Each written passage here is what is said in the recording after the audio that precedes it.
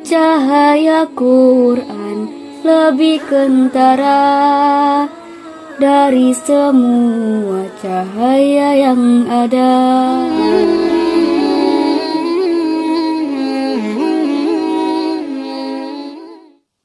Bismillahirrahmanirrahim. Assalamualaikum warahmatullahi wabarakatuh.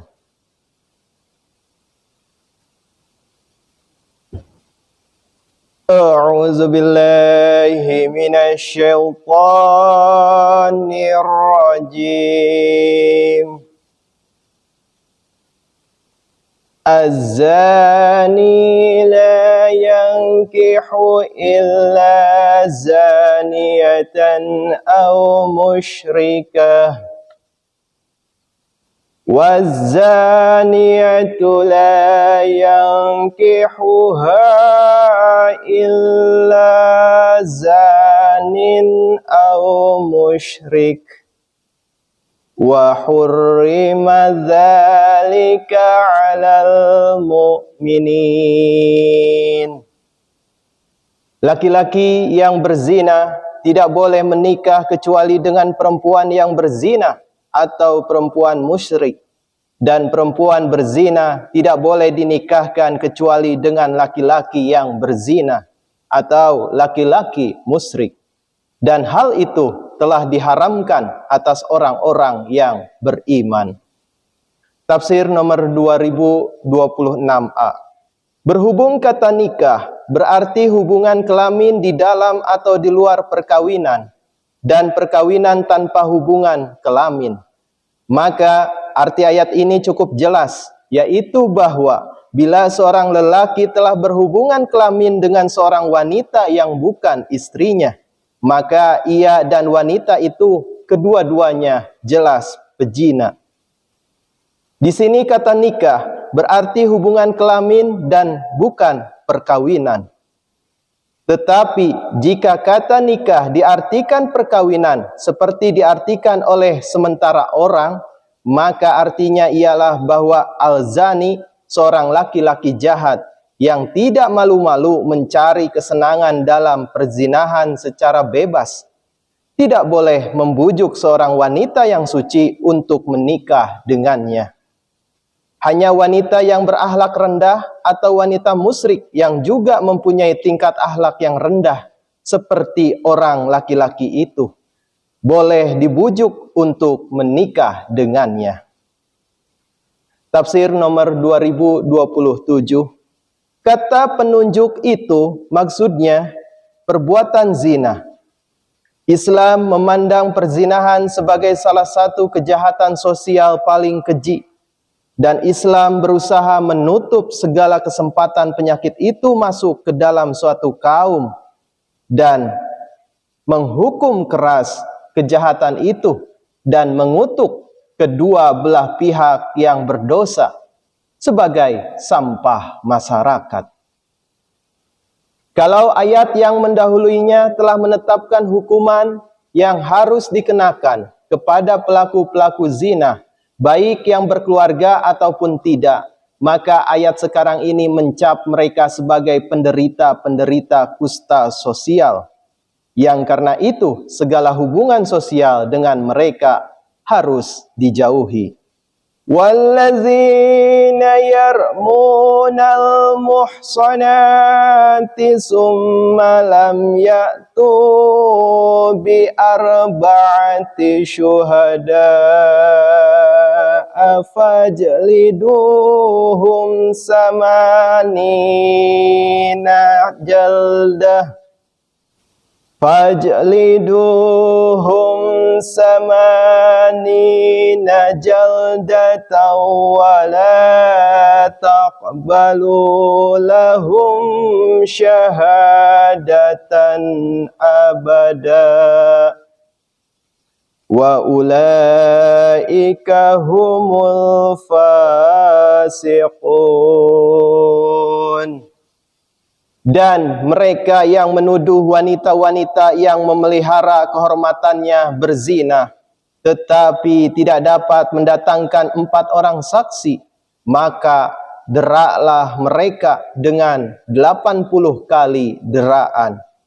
Dan janganlah menerima lagi kesaksian mereka untuk selama-lamanya, sebab merekalah orang-orang yang durhaka. Tafsir nomor 2028. Keburukan sosial lain yang menempati tempat kedua dalam kekejian sesudah perzinahan yang merusak sendi-sendi masyarakat manusia ialah melemparkan tuduhan-tuduhan palsu terhadap orang-orang yang tidak berdosa. Islam memandang dengan sangat benci juga kejahatan sosial yang telah menjadi demikian umumnya di dalam masyarakat yang disebut modern ini. Dan Islam memberikan hukuman yang keras kepada mereka yang menuduh orang-orang yang tidak berdosa. Ayat ini menyebutkan 3 macam hukuman dalam urutan dari bawah ke atas yang harus dikenakan kepada seorang pemfitnah. A. Hukum badan, yaitu dipukul dengan cemeti. B. Kehinaan karena dicap sebagai pembuat sumpah palsu dan pendusta yang menjadikan kesaksiannya batal. Dan C. Cacat rohani, oleh karena telah dijatuhi fatwa sebagai orang fasik. Perlu diperhatikan bahwa di sini tidak disebutkan apakah tuduhan itu benar atau palsu.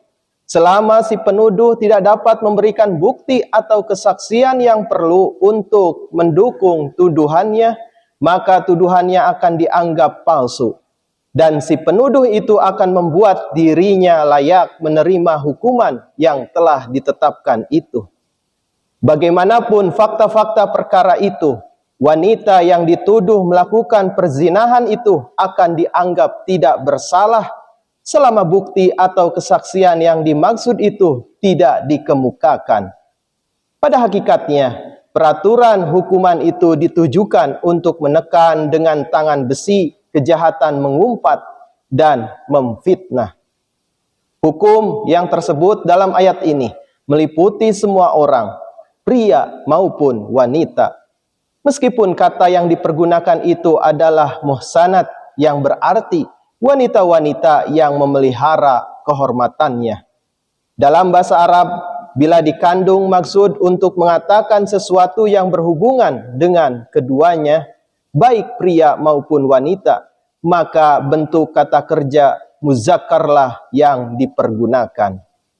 Tetapi jika sesuatu yang dikatakan itu bertalian dengan sesuatu yang lebih erat hubungannya dengan wanita daripada pria, maka bentuk kata kerja muannaslah yang dipergunakan. Hukum yang tersebut di sini adalah bertalian dengan hukuman terhadap fitnahan, baik yang menjadi korban fitnahan itu seorang pria ataupun wanita.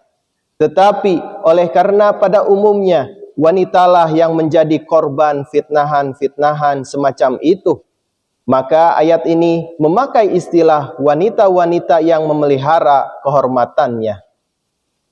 Demikian pula kata allazina, orang-orang yang sekalipun dalam bentuk muzakkar ditujukan kepada pembuat-pembuat fitnah, baik pria maupun wanita. Catatan kaki di ayat yang kelima. Di dalam ayat ini, menuduh seseorang berzina betul-betul dilarang, karena si penuduh diperintahkan untuk mengemukakan 4 orang saksi. Jika tidak bisa, mereka akan mendapat hukuman berat. Dengan ini akan melemahkan keinginan orang untuk menuduh seseorang hanya karena prasangka buruk. Poin penting lainnya, bahwa karena ini masalah istri Rasulullah Shallallahu Alaihi Wasallam sendiri dan banyak sekali orang yang hanya mendengarkan gosip, maka beliau Shallallahu Alaihi Wasallam berdiam diri sampai ketika Allah Subhanahu Wa Taala sendiri menyatakan kesucian Hazrat Aisyah radhiallahu anha. Ini juga yang terbukti di dalam hadis. Alhamdulillahirabbil alamin. Jazakumullah ahsanal jaza Wassalamualaikum warahmatullahi wabarakatuh. Cahaya Quran lebih kentara dari semua cahaya yang ada. Sucilah dia dari siapa datangnya ini lautan cahaya. Wahai Ilahi, Quranmu ini suatu alam berwujud sendiri. Segala suara